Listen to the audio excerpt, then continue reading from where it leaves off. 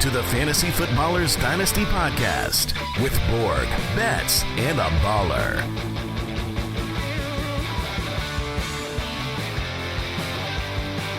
Welcome in.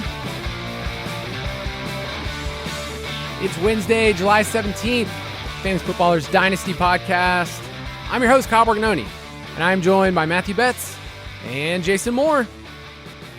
We're back, baby. Running backs on the show this week.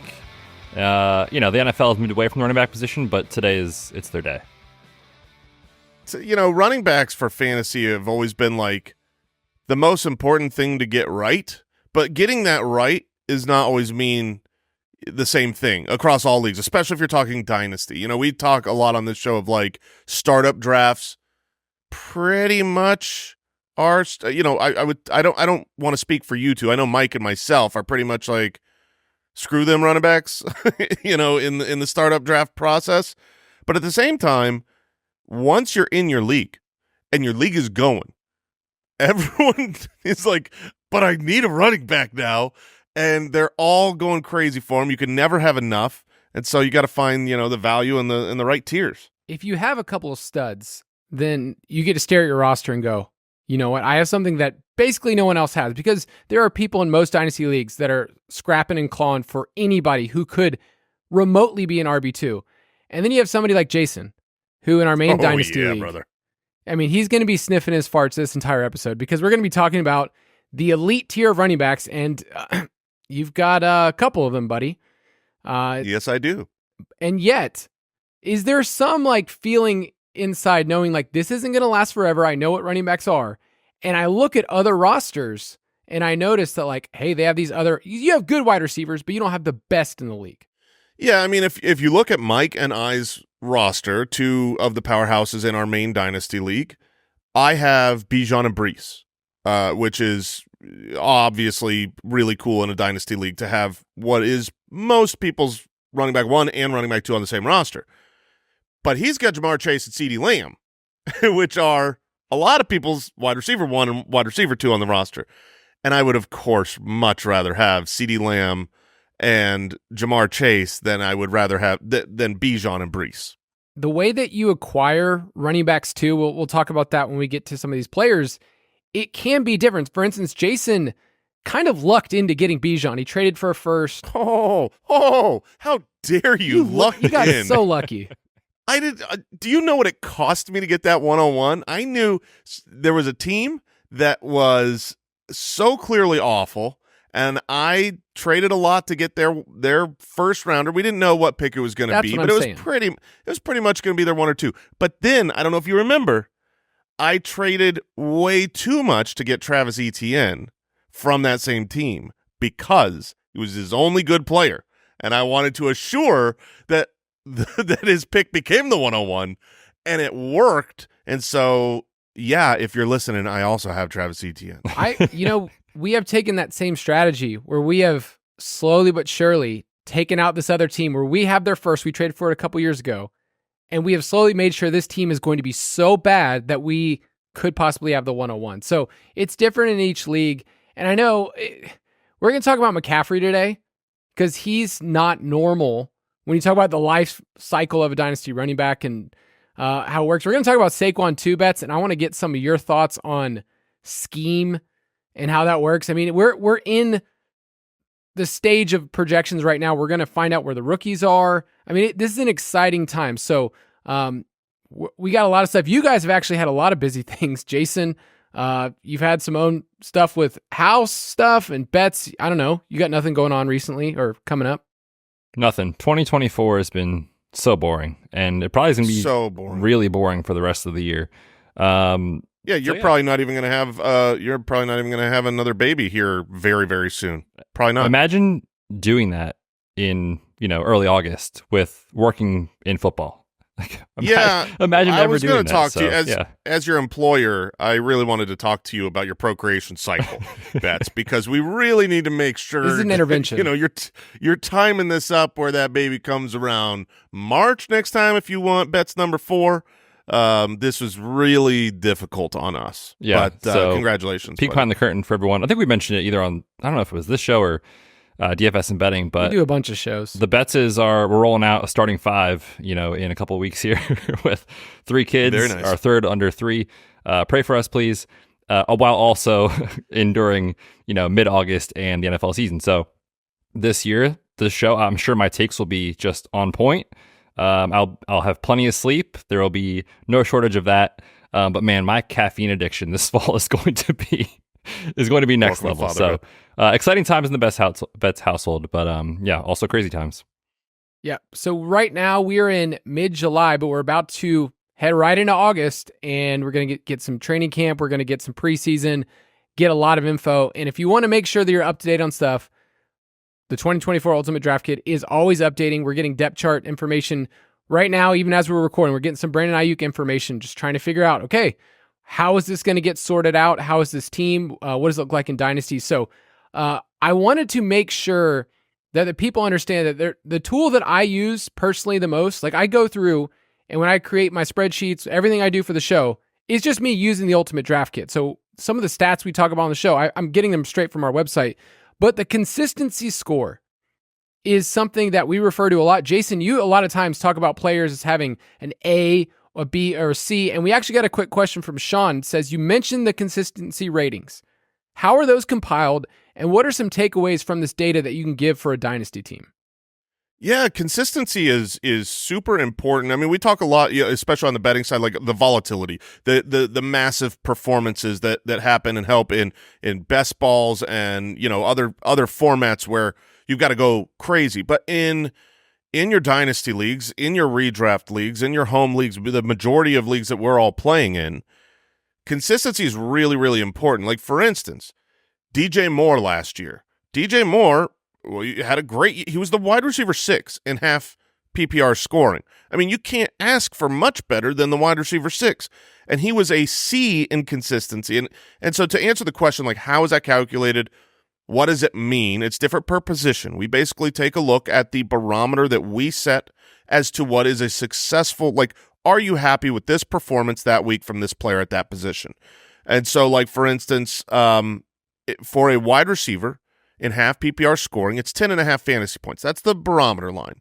And all we're saying is, how often are they giving you a game that didn't hurt you and that did help you? How often are they an active, happy, you roll around Monday morning, you're going, oh, yay, good, DJ Moore did all right. Who is that? And DJ Moore was the wide receiver 6, and only 47% of his games hit that number. The majority of his games were under 10.5 fantasy points because he had a couple monstrous outlier games that, boosted his season-long score.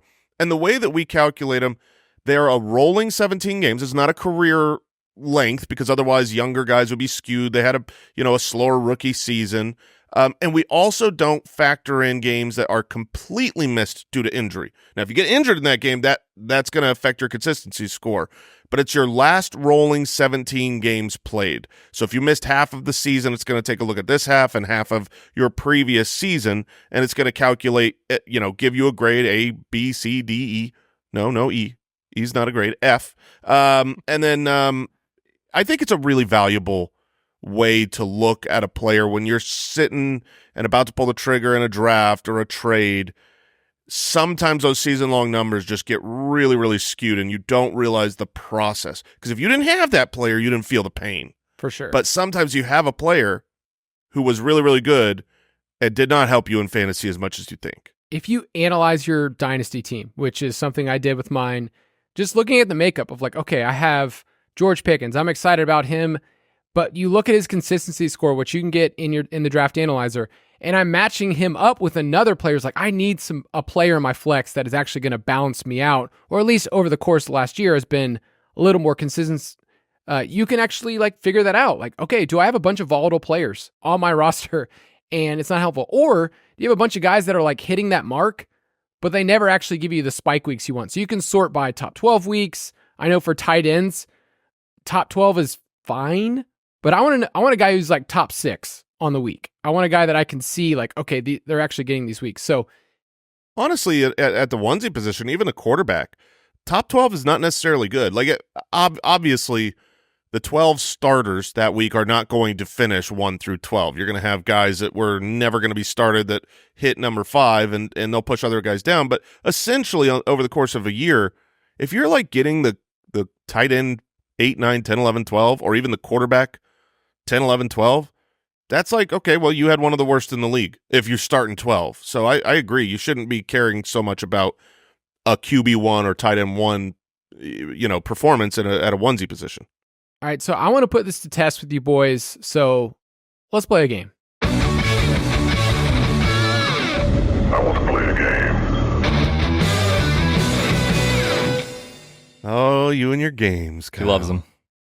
You guys are astute, smart people. I'm talking to the audience because these two right here, I'm Not putting us. them on. Yeah. No, you guys are royally going to fail. I'm setting you guys up to fail, and the people that are Wonderful. listening are going to be like, I'm so much smarter. Why don't I have my own show?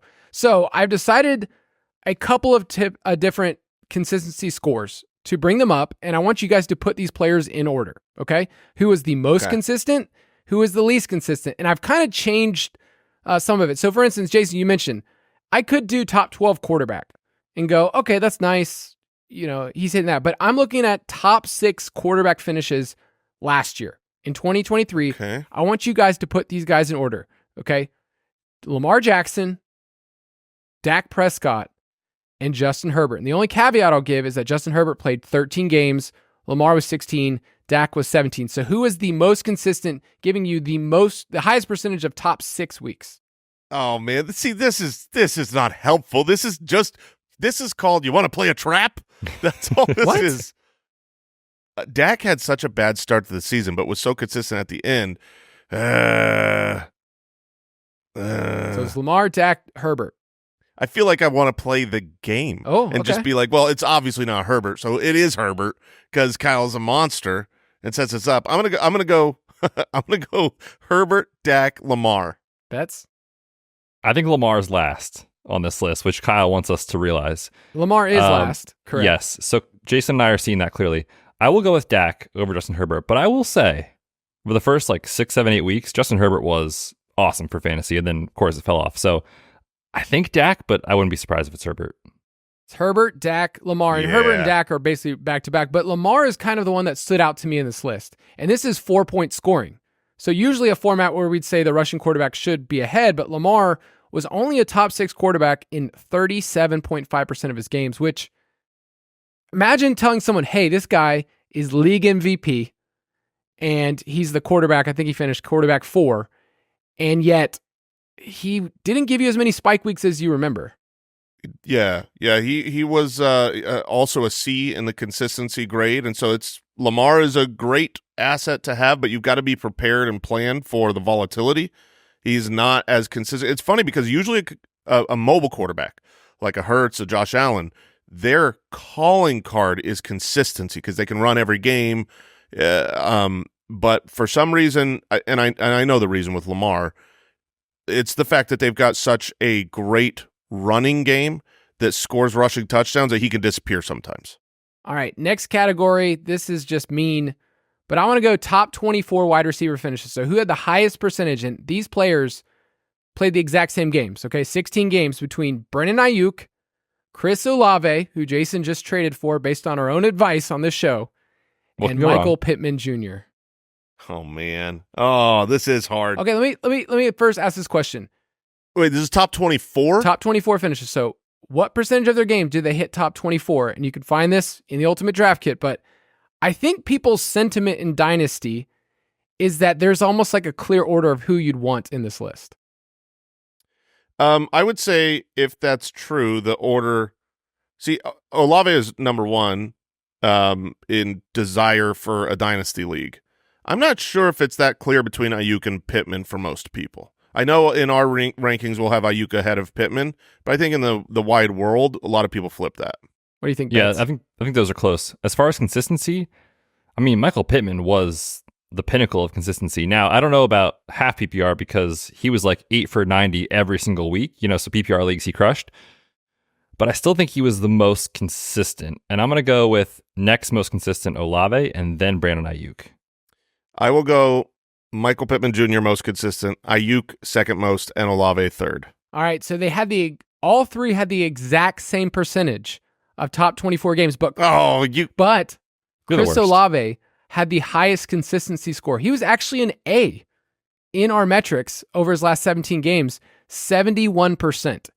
And maybe it's because I'm a Chris Olave truther, but it's also a chance to remind Jason. I think a lot of people think last year was just so bad, and we're only thinking about this next year and only thinking about potential. Like, he was good. He wasn't great. When I think of the Saints, the only image in my head is Derek Carr screaming at him on that Thursday night game against like the Jaguars or whatever, where he sailed him like 7 yards into the sideline and he's yelling at him. You know, that's all I see when I think of the Saints. So I'm sure a lot of people feel the same way. Yeah. Among wide receivers, Chris Olave gave you the threshold that you needed, maybe not what you wanted. So I just wanted to make sure that's clear. All right, a couple more here. Top 6 tight end finishes. So we know about the best of the best. You know, we're talking about Kelsey, Andrews, all those guys. I want to go a little further down. And these are guys that I think people were starting last year. And they're all the dolls. There's Dalton Schultz, Dallas Goedert, and Dalton Kincaid. Okay? So you went Dallas isn't really a doll. Yeah, there's is no it? I was other wondering Dalton. where that would come in. I could have gone Dalton Keene. But, you know. No, it should have been at least Dallas Goedert. Dang You it. know? it's Kyle, right is there. it Jalen Polk? So Jalen? where does Dallas? It's Good one. we're still not sure. Scholars are unknown. So, of those guys, Schultz, Goddard, Kincaid, put them in order for top 6 tight ends from last year, percentage. I think it was Schultz at first. Kincaid had, he had those like 5 for 30 games for most of the season until the back half. So I'm going to go Schultz, Goddard, Kincaid. I'm definitely going Schultz 1, top 6 finishes. Dalton Kincaid had a really nice stretch run, but I'm not sure how often he finished inside the top 6. Goddard sucked all year, but he missed some time and probably had a monstrous game here or there. I do. Personally, I'll go Schultz, Goddard, Kincaid, to play the game. You guys got it right. Schultz, Goddard, Kincaid. And I wanted to bring that up because last year, Kincaid was awesome. 4th most rookie tight end receptions of all time. And yet it was a lot of those games you mentioned, Betz, where it's like, tight end 8, tight end 9, it was good, but it wasn't great. And hopefully this year is a little different. But I think Schultz is still going to give us some weird spike weeks where we look at the Texans and go, they scored 35 and he, went 60 and a touchdown. So he's going to be to me like the definition this year of tight end 24 on the week or like tight end 3, right? Because there's going to be games where he's just not part of the game plan and all 3 wide receivers are healthy. But if he goes for 50 and a touchdown, that's going to be good enough. So yeah, ultimate boom bust guy this year. All right, last one, and this will kind of lead into our discussion today about running backs. Let's talk about the best of the best. And Breece Hall, Bijan Robinson, Jahmyr Gibbs. Put those in order in terms of percentage games in the top 24. I'm going to go Breece Hall, Jahmyr Gibbs, Bijan. Okay. I will also go Breece Hall first. I just can't picture Bijan and not think of Cordell Patterson at the 5-yard line. So I will go Gibbs. Or the game where he got one snap. Oh, and true. Came in the 4th quarter with the headache or whatever it was. Arthur Smith. Breece. I'll go Breece, Gibbs, Bijan. Okay. You guys were a little off because Bijan was actually the highest. Wow. No way. Yes. You dog. You can look felt at him way worse than that. In our consistency, if you go to his player profile, 65% of the games, he hit above the threshold. 70% of his games, he was top 24. And if you throw out that game, the one you're talking about, Jason, it's even higher. Mm-hmm. And he has 2 others that he was RB 25 on the week. So he just missed out as well. So I remember the frustrations at the goal line, right? Where he, like you said, he was running back 25 on the week, involved, but could have been so much better. But then I had Bijan. I experienced, every week.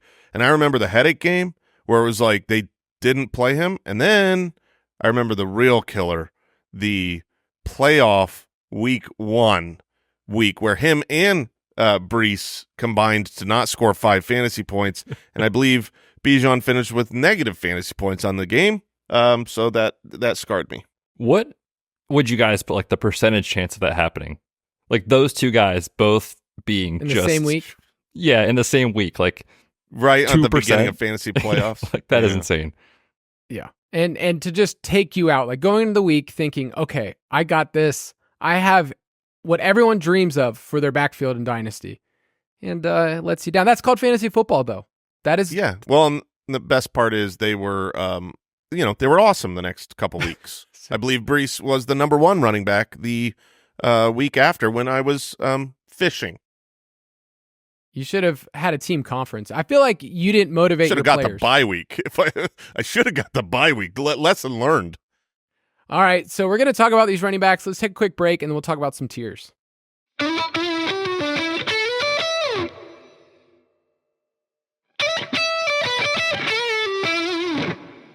Before we get into the tiers, I wanted to look back at top 10 Dynasty running back rankings since 2015. So long way back, and then recently it makes more sense to kind of look at some of those players. But way back in 2015, do you guys remember that Eddie Lacy was a top 2 Dynasty running back?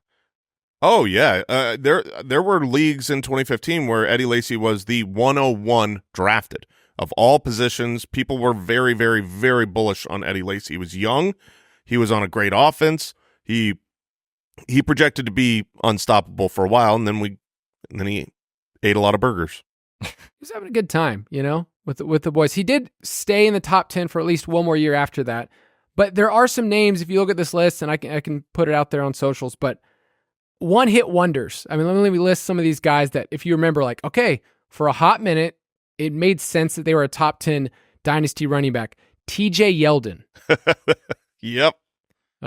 Jay Ajayi, who is, when I think of Jay Ajayi, I think of Brooks. That's like one of Brooks' favorite players from those early days. Jordan Howard had a moment in the sun.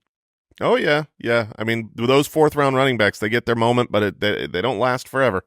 Kareem Hunt's interesting because he had that rookie year, and then obviously, yeah, he would have been outstanding. I mean, what did he have, 9 touchdowns last season as, the old busted version of him? So if he didn't have the off the field stuff, he belonged there. A couple other names, former Eagles great Miles Sanders had a moment in the sun where he was a top 10 guy. That might have been arguably the best chance we'll have in Dynasty over the next, like, last 10 years and the next 10 years of, like, this dude is probably the most screaming obvious sell candidate that exists. Those come around once in a while, running back, and that was one of those. And then you had a little brief moment of the sun for Cam Akers. CH was on there for a hot second. Javonte is obviously one that is painful to look at because he was a top 5 Dynasty running back in 2022 and then was never seen from again. Same thing with DeAndre Swift, where was elevated before we actually saw performance. But the reason I bring up a lot of these names is that it's really hard for guys to stay in a top 10 value status at running back. In that span since 2015, an average of 4.4 running backs dropped out of the top 10 the next year. And that makes sense. Like we talked about that with wide receivers, it's going to happen. It also makes sense when you see the guys that are ranked at like the 7, 8, 9, starting to get a little older. And there's some years where there's just not enough running backs to go around. You have to rank somebody there. So that's going to be the conversation I think we have today. I did want to mention that Saquon Barkley, in terms of dynasty values and ADP startups, has been in the top 10 for 7 straight years. Well, we're going to talk about Saquon a little bit more in depth when we get to him on the show, but I'm really curious because I've kind of got a take, and I'm curious where you guys are going to land on him. Yeah, he should be interested. CMC's done it for 6 straight years. He was the RB11 2 years before that. Gurley and Zeke were 5 straight, and right now Jonathan Taylor is going on 4. So let's talk about these tiers. Dynasty Rankings. Like we did with wide receivers, I went through the Ballers Dynasty Startup Rankings, which you can find in the Ultimate Draft Kit, and kind of breaking them out in tiers. And the reason why we talk about tiers with Dynasty is because we don't have point projections. They're kind of arbitrary values of where you look at certain players because we're looking over a course of not just 1 year, but 2 or 3 years. So if you want to go back to the wide receiver episodes, we did that. This is my opinion. So if you guys disagree with me, feel free to tell me I'm wrong. But I only have one player in tier 1. I think you're wrong. I agree. I think you're wrong. Okay. That's fine. But I did notice, because yesterday you did not have one player in tier 1, and I noticed you changed it today when you were putting this together. And I think part of that is you just don't want me to have both of the tier 1 backs on my dynasty roster, Kyle. But I got them, and you can't take it from me. I do hate it very much. All right, so I have Bijan Robinson as he's ranked number 1, so I think we'd all agree he belongs here. 22 and a half years old. I want to kind of paint the picture that Bijan was better than what we remember last year. He was outstanding, but first I want to let the listeners know how you broke that tier down. Name-wise, it's the prophesied one, which is so good for Bijan. I mean, Bijan is the one that Jason talked up Bijan for a long time. If you played Dynasty or Devi, like you knew about Bijan, and then Jason would bring it up every single day in the office to the point of, oh, we got to drop the Bijan minute. It came to the point where if he did not get drafted in a good spot, Jason would cease to exist. So I remember that day when he got drafted. I have that videotape and it was my Falcons, so I felt great in terms of like dynasty, but also not great about team building. But anyway, that aside, what do you think the overall feeling is for dynasty managers after year 1 bets of Bijan? Just the feeling, the vibes. I mean, largely unchanged. It's obviously a very different conversation in terms of redraft expectations that we had in 2023, where we touched on it already a little bit. It's just the frustrations of getting pulled at the goal line, or just games where he would randomly disappear, or stuff like that. But just from a talent level perspective of what you saw, all the stuff that we were annoyed by was not his fault. So everyone is still equally as excited, if not more excited, for year 2, obviously with the coaching change of what is going to come this year for the Falcons offense and for Bijan. So I think largely unchanged in terms of dynasty value.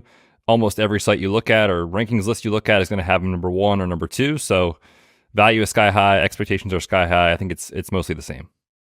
He had 300 opportunities last year, and only 5 other running backs had more total yards, but he did it on 51% of the backfield touches. If you look at all the other guys that were ahead of him in total yards, I mean, they had 70%, 72%, 62, 76, 76% of the backfield touches. We all expect that to go up this year to be around that 70% mark.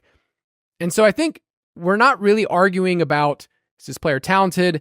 We know that he ran a ton of routes, and we know this is going to be a new offense. So last year, I think based on what his touches were, he was awesome with the opportunity. It just, we wanted more touches, but he's one of 8 rookie running backs with 270 touches over the last decade. That doesn't happen that much. I think we just need to realize, like, he got the treatment, but I feel like we were asking for a little bit more. But he was great last year.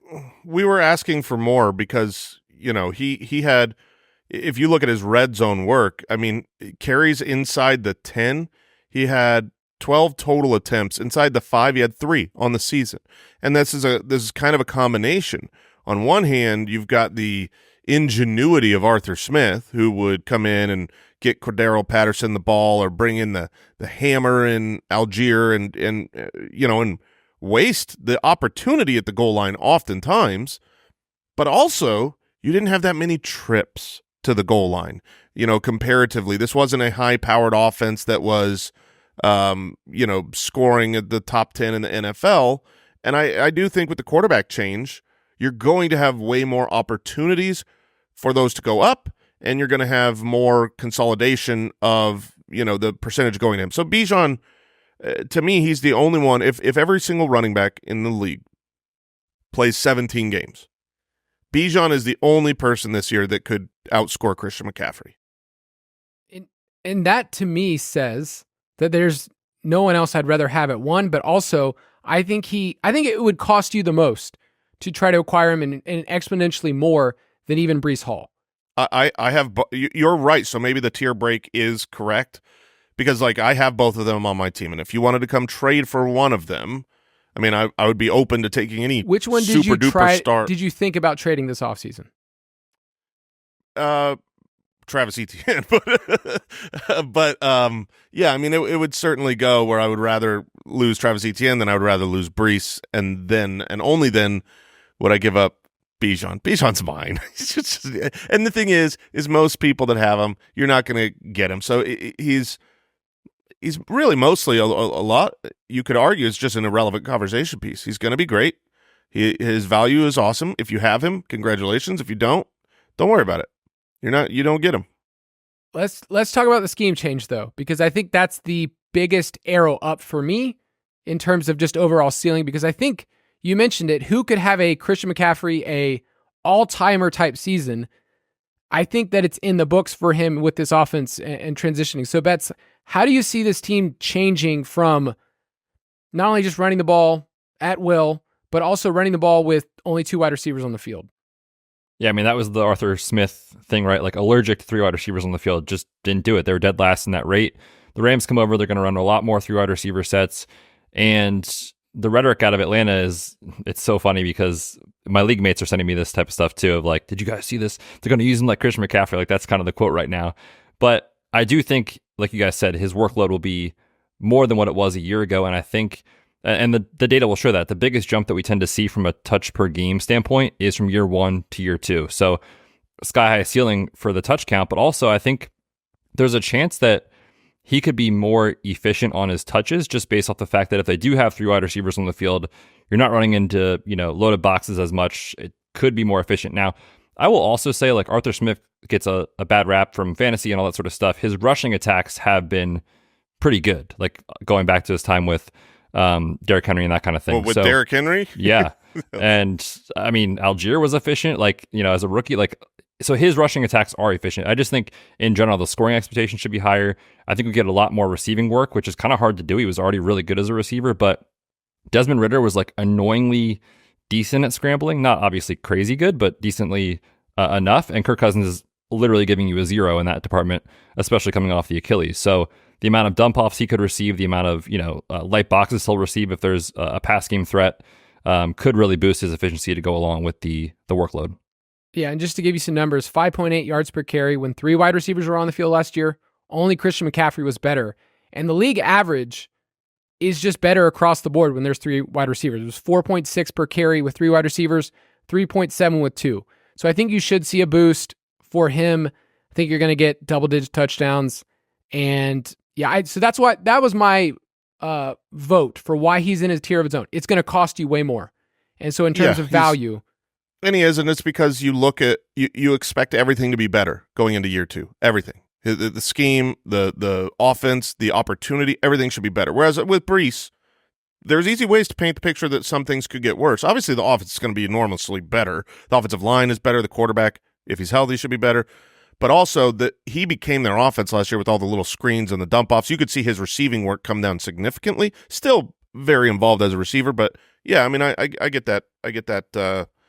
I get that break. All right, tier 2, I'm calling young, wild, and free because these guys, their range of outcomes is week to week, just like, okay, it's running back 1. It's, 10 receptions on the week, which is just crazy to find. That's the only, McCaffrey's the only other one. So it's Breece Hall, it's Jahmyr Gibbs. Jason, do you see a big difference between these two? Knowing you have Breece on your main team, but like, is there a big gap between these two guys? So there is and there isn't. I think when it comes to fantasy points scored this year, I see them very similarly.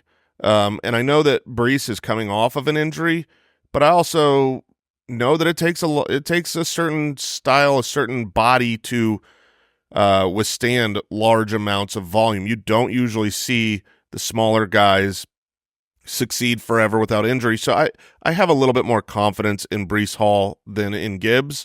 But, if you look at my redraft projections, they're right with each other. They're right there. And obviously both are very young, and Gibbs is on the better offense. So to me, the question in dynasty leagues at running back is always, where's Christian McCaffrey? Because Christian McCaffrey, you could argue, not an argument, but it could be said a couple years from now that this year, if you were doing a startup, the best pick you could have made at running back was Christian McCaffrey. If he does it for another 2 or 3 years, which he just got the contract extension, we just talked about Bijan's the only one that could, if everyone plays, a full season, outscore Christian McCaffrey. But at the same time, when I'm looking at my startup draft, I couldn't take Christian McCaffrey over Gibbs because of the age. The age is that big a gap. Yeah, I agree with that. And I think, speaking to Breece specifically, like last year, the conversation all summer was like, how does he perform off the ACL, and what does his start look like, and how does he perform down the stretch? And we saw everything we wanted to. What's crazy is, and if you're in the Ultimate Draft Kit, you have access to this article, is with how good he was, even still, all that considered, his efficiency was worse than when he was a rookie on like a per touch basis, yards per carry, yards after contact, that kind of stuff. So now it's just like, man, this guy is actually fully healthy. And he's talked about that. Like, this offseason, I'm focused on football. I'm not focused on my knee. You get Aaron Rodgers, you get the offensive line investments. Like Breece could just explode, and he kind of already exploded last year. So I am so excited for Breece to be finally fully healthy and see it for a full year. That if anyone wanted to put him in tier 1, which we kind of said to Kyle, maybe he should be there, that's where I would put him. But I agree with the rankings, and I agree with that assessment. Yeah, and this is just mean, but Dalvin Cook had over 100 opportunities of just pure Did he really? diaper gravy. It was terrible. It was not good. It was super inefficient. So there's just little things like that. And then the offensive line, I will say this team feels very fragile on a couple different levels. Like I keep coming back to the Jets all off season. It's like, oh gosh, I wanted to work for like NFL fun standards, but I worry a little bit about this team where you look at the Lions, you go, okay, I know what this team's going to be. I know it's going to be good. A year from now, do you think you could want Gibbs more if Montgomery, regresses, or, eventually they cut Montgomery? I mean, Montgomery, isn't he a pending free agent after this year? I thought it was a 3-year deal. Yeah, I think look. he's under one more year. We can vet that.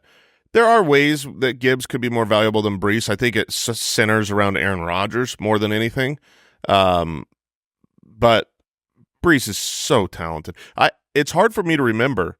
I do all my scouting and evaluations, and those two guys, Breece and Bijan, I just was in love with in the process. Everyone was with Bijan, but I actually had Breece as a prospect rated higher in my grading than I did Bijan as a prospect. Another thing to mention about Breece, I found the though, contract real quick. Yep. It is 3 years. So you guys are right. The dead cap after the season is just $2.2 million. So whatever they want to do, basically. Yeah, he's just on that fringe. Breece, the reception work isn't going to be the same. I mean, 48% of his fantasy points were through the air. It's the highest of any top 5 running back over the last 5 years. So that's going to come down. But I did find the stat that when they did have the lead, I mean, the Jets didn't have it a ton last year, but when they had the lead, they had the 3rd highest run rate in the league. So they're still going to run the ball. It's not like Rodgers comes back and all of a sudden, I mean, they threw the ball a ton last year. And let's see, they were 5th in pass rate. So I think that's going to come down. I think the efficiency is going to go up for Breece. Totally fine with that. But a year from now, I think Gibbs, I still love the ceiling. I love his longevity. It's a good offense, a good offensive line. They're going to be fine. All right, tier 3. I have McCaffrey and Jonathan Taylor in this, and maybe McCaffrey needs to be in his own tier. He needs to be in his own universe because he doesn't really make sense. But I'm calling it don't overthink older. And really, I think a lot of times we're preaching to people like, okay, you want to trade that guy a year early. And I feel like I'm just throwing out that advice about these two guys. Like I want these guys on my team, and you can make the argument that they're about to hit the age cliff or that you want to be on the wrong side. If I'm competing, I'm not trying to overthink that. I want these players. So McCaffrey and Taylor, what do you guys think about this tier I have? I think it makes complete sense. They're both guys that are scoring a ton on a per game basis, that you have extreme confidence in them being valuable, but you start to worry a little bit about the age. It's so funny as time has gone on and on in dynasty leagues. 15 years ago, it was like, oh, it's 29-year-old running back. You got to start to worry because he's going to hit that age 30, age cliff. But as the NFL has changed and caught on with these age cliffs, now you got a 25-year-old Jonathan Taylor, and you're going, okay, he's got the new contract. You're fine right now. You are fine, and he should be okay for a couple. But, man, you hit 27, it's get out. Christian McCaffrey's just he doesn't count like any other back. He's a totally different thing. He's an outlier. He doesn't need to be evaluated on any spectrum outside of himself.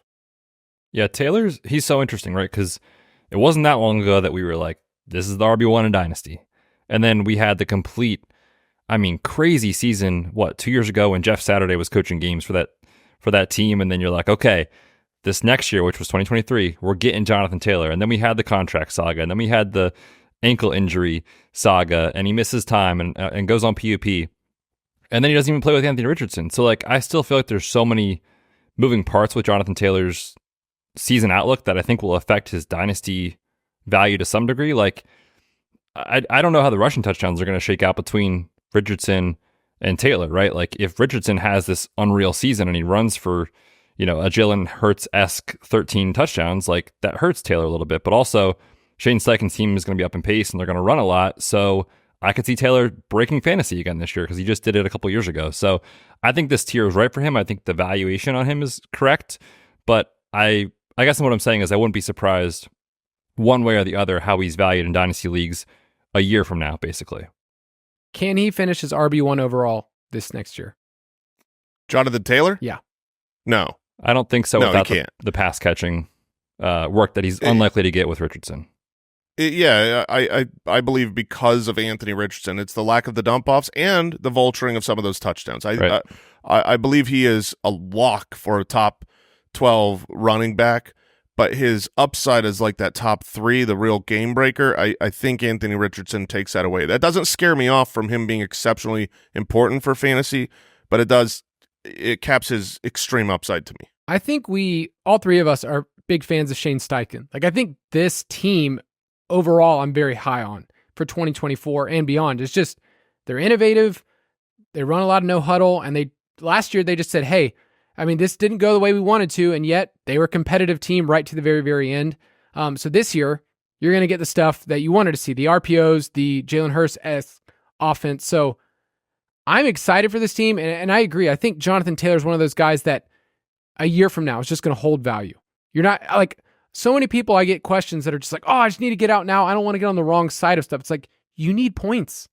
You need points this year. What are you going to trade Jonathan Taylor away for? Like a first and a young wide receiver that could hit maybe? Like, I just feel like at the end of the day, do you want to stay with these players? And we keep moving that age curve, but these human beings are not normal. He's not normal. Jonathan I also Taylor, think too, if you've held Taylor through the craziness of the last couple of years and you are at least a top half in your league team, you're not trading him away now. Like, you finally could get what you traded him for, which you were hoping to get the last couple seasons. So I think his trade value, if you have him, is very, very high. And I think he's going to be a guy that's difficult to get from someone who's stuck with him through the last couple of years.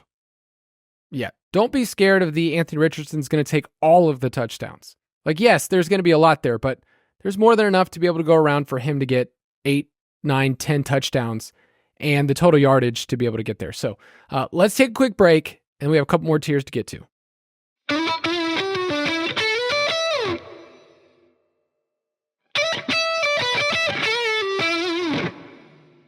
All right, we're moving on. Calling it Tier 4, studs with some variables, because I like all these players. I wish I had them on my Dynasty roster. And yet, a year from now, I'm terrified that they could drop out of the top 10. And it's Travis Etienne, Saquon Barkley, and Kyren Williams. Running back 6, 7, and 8 in our rankings. Do you guys agree of just like, this is going to work, and yet I am terrified? 100%. Yep. 100%. They all have enormous yellow flags that could get in their way. Travis Etienne is really he had a very impressive workhorse season last year.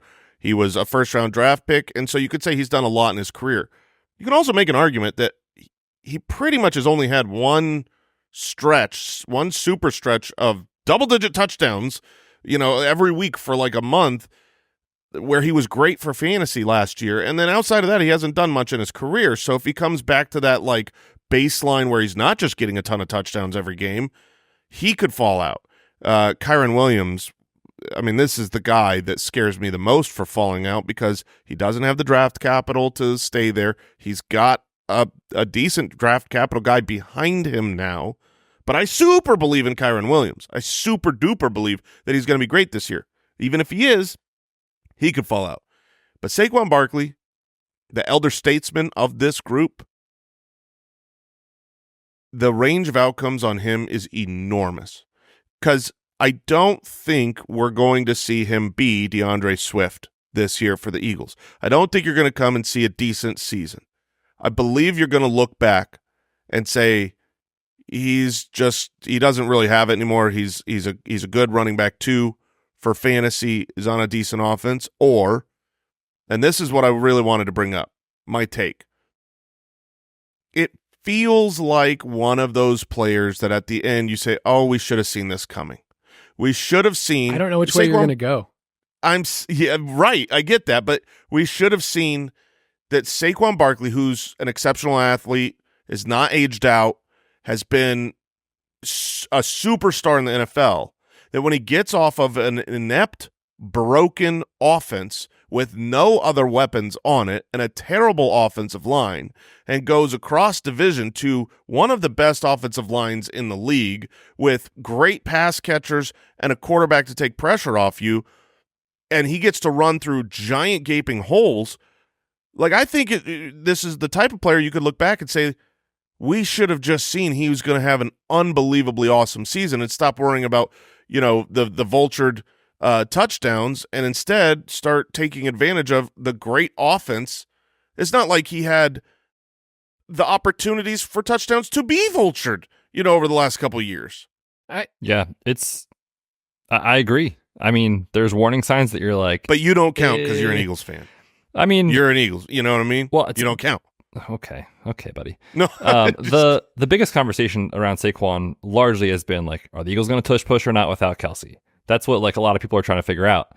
My take is that they will still do it unless they get 4 or 5 weeks in and it's not working. But it's worked at a 95% clip. If you're any sort of analytically minded organization, why would you say I'm not doing that anymore because we lost one guy? And yes, he's a Hall of Fame center. I'm not saying that, but they're going to try it. And if it works, they're going to keep doing it. And if not, they will stop. But the thing is about DeAndre Swift is that he still got work inside the 10-yard line. Like, they're not tush pushing from the 8-yard line, right? Like, and he just didn't convert those. He wasn't able to get those. And with Swift, almost all of his yards last year came before contact. So you get a better runner who's more talented, and you're going to give him those yards before contact and also the ability to maybe break more tackles and create more explosive plays. I see how this is like, oh, Saquon finishes the RB2. How could we have not seen that coming? I also see a situation where he doesn't get, an elite workload as far as the pass catcher, which he has gotten previously with the Giants, that you're like, okay, he was the RB9, like that was good, but wasn't great. I definitely see both sides of it. So yeah, his evaluation, both for redraft and dynasty, is wild. Let me just contrast the two teams, the Giants and the Eagles from last year. Last year, the Giants, 30th in red zone plays per game. The Eagles were 10th. Running back carries inside the 10. So talking about Swift, last year, the Giants were 30th. The Eagles were 4th. That's running back carries. It's not even talking about Hurts. And then, of course, the O-line stuff. So I think, yes, we're going to get an upgrade. The biggest thing also for me is looking at the scheme change of what the Eagles are going to do. It's so funny when you start projecting teams and you go, okay, what is Saquon going to do on the Eagles? But then you can't really use the Eagles' plays last year because they had a different offensive coordinator, and now they're bringing Kellen Moore. So then do you look at the Chargers? It's like you're using about 3 or 4 different things to try to hone in on this. And my biggest thing I found is that 74% of the Eagles' rush attempts were in shotgun last year. That's where they lived. They were number 1 in the league in shotgun. I think with Kellen Moore, you're going to see a little bit more under center. You're going to see a little bit more pistol formations where Saquon has been more comfortable in the past. And the problem last year was just super predictable. Like, you kind of knew what they were going to do. If they were under center, it was very, very clear. They had 23 total pass attempts under center last year. It was just dreadfully low. I mean, he had as many completions under center as Daniel Jones did. Daniel Jones only played in 6 games. So I think Hurts, they're going to get him out in a couple different formations. I think it's going to be good for Saquon. He's still a good pass catcher, and Hurts has been better than you think throwing the ball to running backs. Not as bad as a couple years ago. But I did find this stat too, because Jason, you brought it up. Saquon is a different human being in terms of physically different. He's been in the top 10 for so long. Since 2013, only 2 running backs inside the top 10 stayed there if they were 27 years old going into the next year. Adrian Peterson and Christian McCaffrey. And Saquon Barkley is on that cusp this year where he could stay in. And I think he's of the different ilk. So I'm not saying he's going to gain value, but I think looking at this group, I feel most comfortable with Saquon over Etienne and Kyren. Kyren could have an unbelievable phenomenal season, better than Saquon's good season, and still lose value in the offseason. Narratives and the Blake Corum hype or anything. I mean, there's avenues where that could happen. He is just not as famous. He's not as paid. He's not as invested in the draft. He's just been really good for them in a short period of time. I haven't been touching Kyren in any format this offseason. It's terrified. I'm not saying it's a great, thoughtful decision, but it just terrifies me so much. So have you guys in any of your leagues seen Kyren being moved? Because I've seen that in a couple of my Dynasty leagues where it's like one person thinks they know and the other person's like, I think I want out. And it's like, I don't think both of those guys are correct. And so it feels very polarizing because there is a chance for just a median outcome. He's good, but not great, or he's not just like thrown to the curb. So Betz, what have you seen in your leagues? Yeah, I mean, famously was lucky enough to join Dino Jr. this offseason and inherited a Kyren Williams team. And the context of the team is important. It's super top heavy. There was like no depth at the running back position. There was no picks. So I was like, okay, I see the downside case for Kyren Williams' value. I think I traded him for James Cook and a second, and I also sent a third, I think was the deal. So it was like, let me get a little bit better rookie pick, maybe get a running back who could come close to him in production and I feel good about James Cook's value beyond this year, whereas Kyren hangs in the balance. Now for redraft, like I still think Kyren is going to be so good. So I kind of am talking out of both sides of my mouth with how you value him in certain league formats. And like in best ball, I'm taking Kyren. So I have seen different managers in different dynasty leagues value him differently, where people do think he's the guy and they're not scared by Blake Corum. I've seen other people that are terrified of Blake Corum. So I think it's league dependent. I think it's a perfect example of how in Dynasty, value is arbitrary. It is kind of up in the air when you're at this point of the season because you're projecting or you're just taking what he did last year, which was incredible. And yet also super touchdown heavy where, Cooper Kupp didn't get as many as you would think. You're going to get Blake Corum, get some more competition. But yeah, so I've been mostly out, but I'm not saying that's a super educated take. It's just my own emotional and someone who's not a Kyren manager at all. Yeah, you hate touchdowns. So no, why would you want those? James Cook, he's definitely the running back you need if you want a touchdown. Well, what's funny is on our best ball conversations all summer, Kyle's been like, I'm out on Brandon Ayuk, I'm out on Kyren Williams. So he just hates the good players, which is always funny. I like math, and math tells me that should not work again. So, fair enough. All right, last tier here. I'm calling it tier 5, youthful question marks. And we haven't mentioned him yet.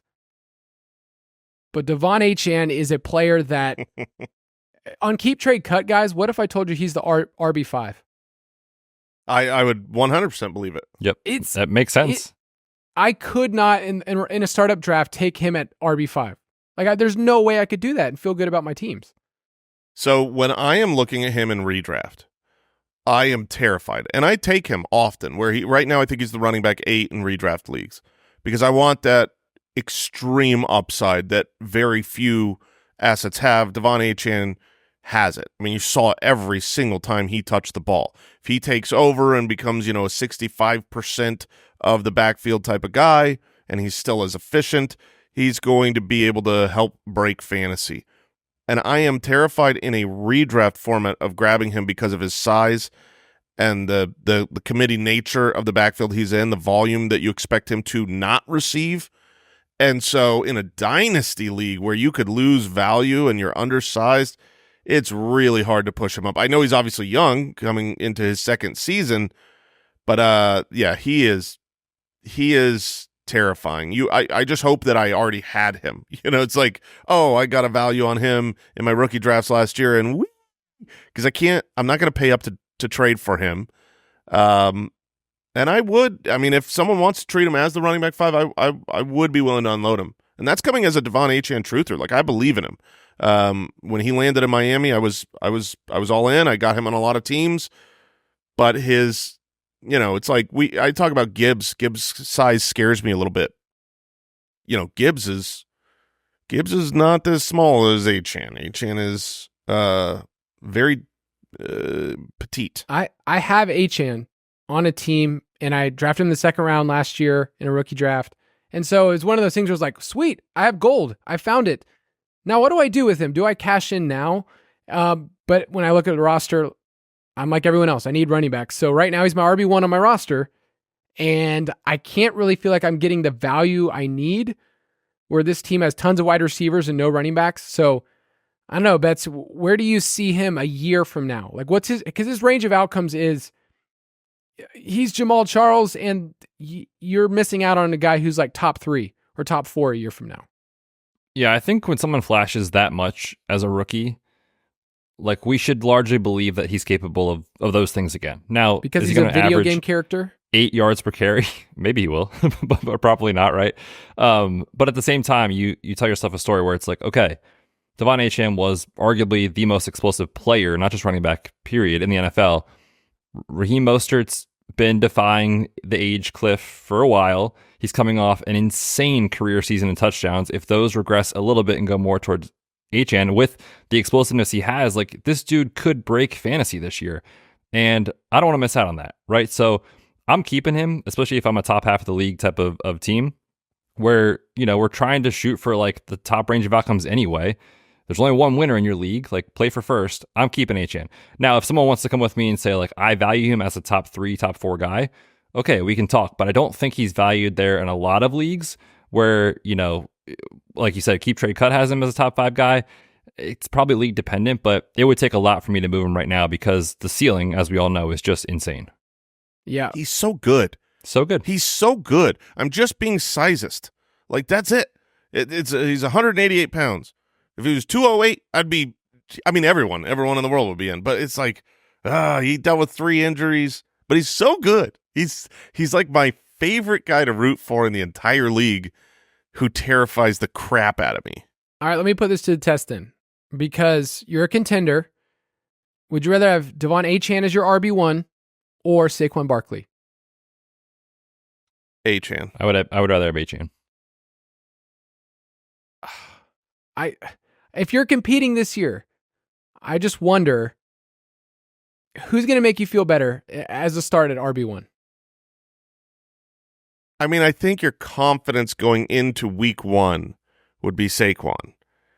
I think you'd be like, I know he's going to get more work. But at the same time, man. I just need to ride dirty. That's the thing. I need to just throw caution in the wind. He's my RB1. I'm not proud of it, but it's fun. It's so fun. I wouldn't have constructed my team this way. He worked every time he touched the ball. Every time. The NFL could not handle him. That 4.32 speed is a different level. They're used to seeing fast running backs, but they're not used to seeing 4.32 from a running back with vision and balance. And he isn't just some track star who isn't a good running back. He is a track star who is a good running back. And that's a rare breed. Yeah. On a team that knows how to use them. 60% of their runs were outside, meaning like around the end. The league average is around 36%. So 60% of the time when they're running the ball, they're saying, let's give it to the fastest dudes in the league, and they have the personnel. Now, they did lose a couple of offensive linemen. Robert Hunt is now on the Panthers, but they're just going to keep doing the same thing, man. And people can't figure it out because you can't really tackle speed. I also realized that I never mentioned the other running backs in this tier. We just started talking about Achane, and I kind of got distracted because that's what he does. So I have Achane, Kenneth Walker, who I have no idea what to do with him, Isaiah Pacheco, who we've talked up a lot, James Cook, we've also talked a lot, and then Jonathan Brooks has been a player we've said, hey, a year from now, he's probably going to be more valuable. So the biggest problem with Cook is Betz, like how many touchdowns you're getting. Did you see what his line is on the season? Yes, I did. I think it's 3.5 on most 3.5 books. for a starting running back is so sad.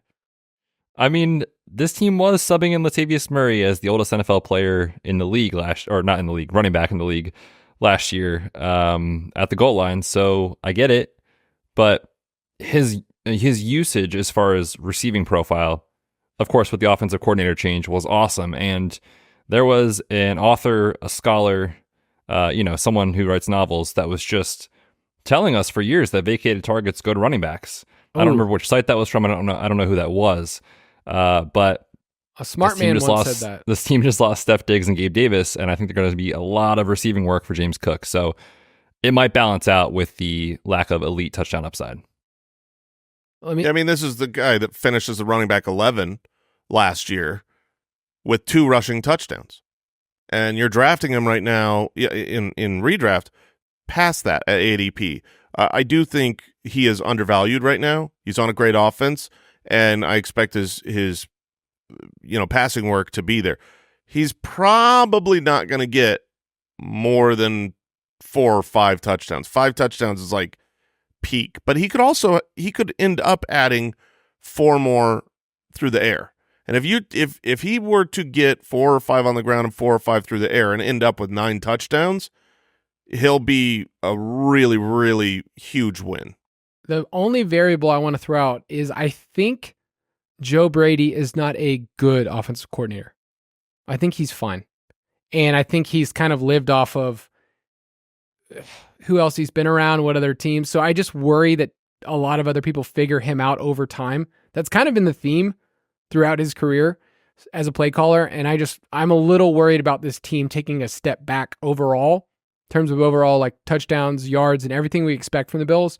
But the list of running backs with 4 or fewer touchdowns in their first 2 years over the last decade, guys, it's Devin Singletary, Alfred Blue, TJ Yeldon, and James Cook. Those are the dudes. Blue. I have not heard that name in so long. Yeah, people with a lot of work and no rushing touchdowns. So, last little question here. Tell me what to do with Kenneth Walker, because I feel like he should be ranked here, and yet I don't really want him on my teams, and I haven't been trading for him, and I would not feel confident at all if he was my RB1 for my team, and yet we have him ranked as a basically fringe top 10 running back. I think it tells you a lot about the state of running back. I feel like everybody feels the same way about Kenneth Walker. Yeah, it's like, if I got him, sure, that's fine. But no one's excited to go trade for him, right? He's kind of the reason that I believe Kyren Williams can lose value, because Kenneth Walker was, it was people were scared about him when Charbonnet came. I was scared. I was scared Charbonnet was going to come in and make this timeshare. And then Kenneth Walker was just great, and he was the lead guy. When he was healthy, he was the clear leader. He was the better fantasy asset. He did everything you wanted to see, and the rookie Charbonnet did not really make a huge impact. It did not have a gigantic detriment to him, and still, going into the next year, Kenneth Walker has lost value, perceived value, and, it's like, he is important because you need running backs. He is not exciting, and I don't think people believe that it's arrow up, even though he's still very young. And I am very excited for the Seattle Seahawks offensive system, bringing over, the system from Washington. I think it works for their personnel quite a bit. But I literally am super excited for the Seahawks offense, probably more than any offense for the change at the coordinator, and don't care about Walker. How is that true? It feels like it's like a friend that you're inviting to a dinner party that you're like, you're invited, you're part of our friends, but I don't really want to hang out with you there. Like, it's like you're going to their lake house, but you don't really want to hang out with them there. It's like, I just can't fathom thinking I'm going to trade for Kenneth Walker. If he's on your team, great. And trading him away, I feel like you won't get the value you deserve. So he just feels like a hold. And players that you hold in Dynasty end up losing value. Like a year from now, is he worth as much? Probably not. I don't think so. I will say, too, one thing with Seattle that's, it's one of those questions you have to ask yourself on these backs. He had the loyalty of Pete Carroll. Obviously, you get a new system coming in, you get new coordinators, new coaches.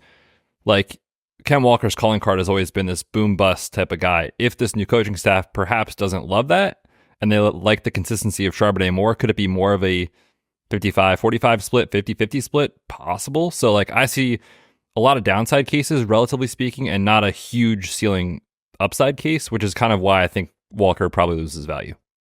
All right, one more segment.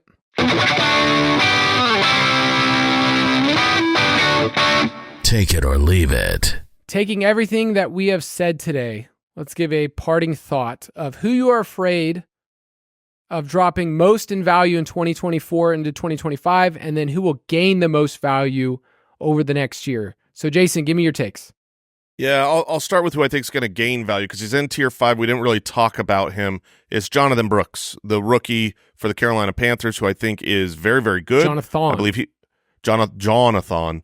I think he will have a way, way better rookie year than what his current redraft rankings are, and that's filtering into Dynasty where people assume it's not going to be a good rookie year. I believe the second half of the rookie year is going to be great, and if that happens, he'll not just like vault up a few spots. If he ends up showing out at the second half of his rookie year, he's going to go into year 2 being one of those top 10 Dynasty running back ADP guys. So I see him skyrocketing. And then, of course, the guy that, we've been talking about that we're afraid of, even though I love him, I believe in him, I think he's going to have a great season, is Kyren Williams. There's just too many ways that it can go wrong, and they aren't invested in him long term. And should he get another injury, which he's dealt with the majority of his career, even this last excellent season, then it's like, I feel like you're blowing out the candle. Betsy? Makes a lot of sense. I'm with Jason. I think Jonathan Brooks gains value. We talked about that with the rookie range of outcomes episode Kyle and I did, I think, where it was just like, he doesn't really have to do that much this year. Like, even if he's just average to above average, the conversation is, oh, he's super young, the other running backs are getting older, and it's year 2 off the ACL. It's all right there. Like, the story tells itself. There's been a direct quote from Canales that says, I'm excited to see and show you guys how stubborn I can be with running the football. This is a guy who just literally said, you know what, Rachaad White, 3.5 yards per carry, do it again. Just keep going, buddy. So no matter what, Jonathan Brooks is getting a massive workload whenever he's healthy, whenever that time comes. But yeah, next year, I think his value is going to skyrocket.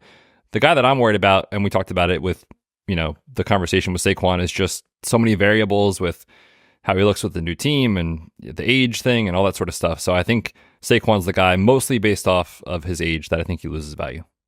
And I agree with Jason. Kyren Williams terrifies me. And then I just want to give people the vote of confidence that Jonathan Taylor, I think, is going to be a player that it holds steady, that you don't have to worry a year from now, is he just going to fall off the map and it's not going to be great. That's going to do it for us. Next week, we're going to be talking about the next tier of Dynasty running backs, some dirtier names. So we'll talk to you again next week. Nasty boys. Goodbye. Thanks for listening to the Fantasy Footballers Dynasty Podcast. If you want to take your Dynasty skills to the next level, check out thefantasyfootballers.com.